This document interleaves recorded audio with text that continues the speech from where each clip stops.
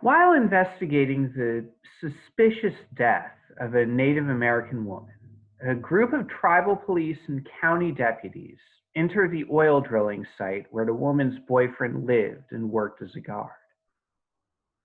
When it becomes apparent to the rest of the site's security team that the cops suspect them, the guards surround the police and draw guns, asserting that neither the reservation nor the county has the authority to search their trailer.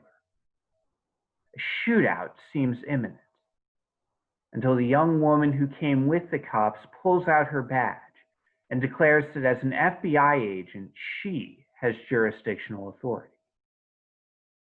Briefly, the tension is diffused, and all the men reluctantly holster their weapons and continue toward the trailer.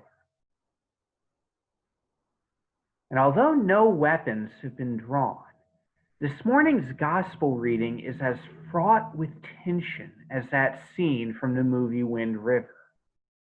The day before this encounter, Jesus had entered Jerusalem, riding a donkey and surrounded by a crowd strewing palm branches. With the mob of people behind him, Jesus proceeded to the temple, where he immediately drove out the merchants, overturned the tables and the money changers, and then healed the blind and lame who came to him, before going back out of town to spend the night.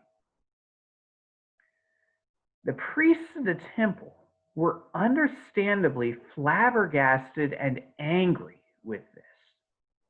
They were God's chosen authority in the temple, and only God had the power to countermand their orders. It was the priests who authorized merchants to set up stalls in the temple to sell animals for sacrifice. And it was the priests who licensed bankers to convert Gentile money to Jewish coins at exorbitant exchange rates. Jesus' assault on the sellers and money changers was therefore an attack on the priest's authority.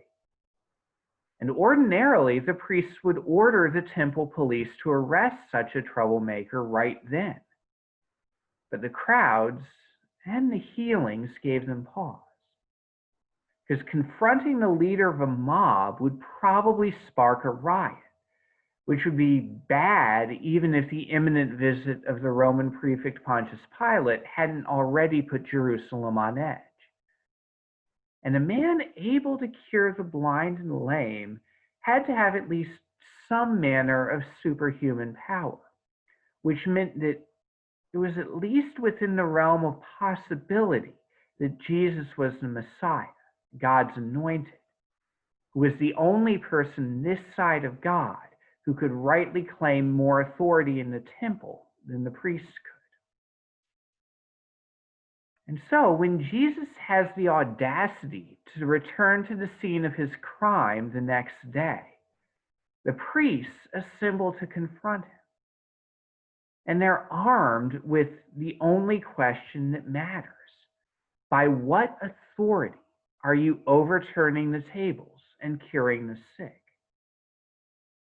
Because if Jesus claims to be a teacher, a prophet, or anything else short of the Messiah, well, his authority is not greater than the priests, and so they can and should have him arrested.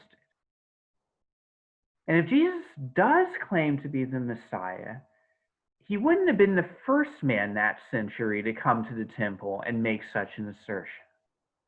And at that point, the priests could argue that he was a false Messiah, because he disregarded the God-given authority of the priests and failed to do the one thing that all of them expected the Messiah to do, which was expel the Romans from Judea.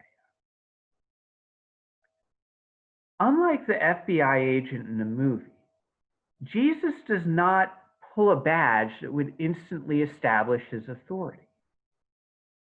Because after curing people in the temple on top of a host of other healings and miracles, it's obvious that no miraculous act of Jesus is going to convince these skeptical priests that his authority is from God. And so Jesus instead answers their question with a question of his own, thereby turning the trap that the priests intended for Jesus back on them. What the priests haven't figured out is that Jesus' authority is rooted in a mindset that's foreign to them. For the priests, and indeed for most human systems, authority is about control. I have the power to make you do what I want. So God's law made the temple central to Hebrew worship and gave the priests authority in the temple. So if you wanted to remain in God's good graces, you had to be able to make offerings in the temple. And if you wanted to make offerings in the temple, then you couldn't defy the priests who set the rules and controlled access to the temple. Therefore, the priests, like most human authorities, had the ability to harm people, and they knew how to use that to get their way. And they weren't afraid to get in a tense standoff with someone who defied them. But Jesus has a completely different mindset. God's authority, and thus Jesus' authority, is the capacity for love. As the Word of God incarnate, Jesus had the ability to do literally anything he could imagine. The priests might think they have the upper hand in this encounter, but in reality, they've brought a wet noodle to a gunfight. If Jesus decided to kill them or otherwise force them to stand down, they've got no way of resisting his divine power. And yet Jesus declined to exploit that power to achieve his own ends. He ended this standoff with a well-chosen question and a wise story. Throughout his ministry, he emptied himself in love, focusing on the interests of others rather than his own. He helped people rather than harnessing their fear and hate to build a worldly empire. And he did this knowing full well that self-interested humans do not understand such love and will work to strip the privilege, possessions, and even life of those who exercise self-emptying authority. Now, by virtue of being baptized into his body, all of us bear Jesus' authority. We don't have his power as the Word of God incarnate, but each of us is empowered to make the same choice he did, to empty ourselves of control over others, and instead claim the authority of love through serving those around us. And as we look around our nation in this tense moment, it's obvious that so much of our conflict is about who gets to exercise power and control over whoever else. Do Black folks and women have authority over their own bodies? Or does that power belong to police and legislators? Does everyone have the ability to choose the words that come from their mouths and fingertips?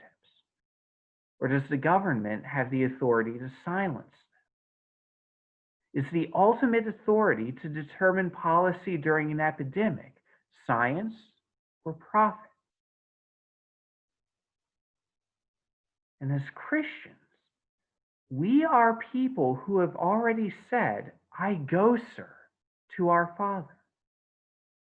And so we have the authority to act in these conflicts, to make them not about control, but about love, to care for the bodies around us rather than trying to control them, to listen to the words of others rather than trying to stop them, to do what is wise rather than what is popular. We can empty ourselves in service to those without worldly authority. And in doing so, we set an example for those with worldly power of how real authority acts. The self-emptying love of Christ should inspire us to sheathe the weapons with which we would impose our will on others, and instead love them. And if that means we humble ourselves to the point of death, or dispossession, or humiliation, we do so knowing that the authority of God is at work in us and will not desert us. So, in a world torn apart by authorities who want control, let us show our neighbors the real power of love.